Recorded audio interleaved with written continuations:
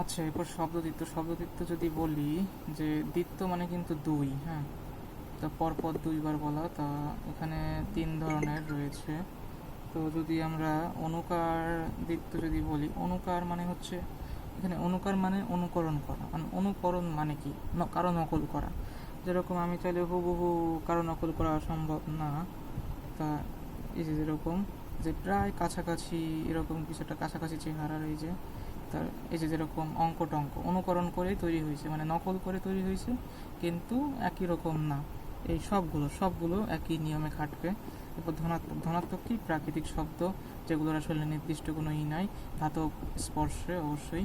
তো এই যেরকম কুটকুট, সেই এখন এগুলো দেখে লাগতে পারে যে এগুলো তো পুনরাবৃত্তও হতে পারে, কিন্তু এগুলো আসলে আমাদের দেখতে হবে যে এগুলো কিনা, ওই যে মানে এগুলোর মানে আসলে অস্তিত্ব নাই এরকমটাই।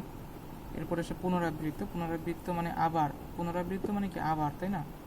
আর ধনাত্মকটা প্রাকৃতিক বোঝাচ্ছে, এইভাবে মনে রাখতে হবে। পুনরাবৃত্ত হচ্ছে আবার হওয়া, আবার হওয়া।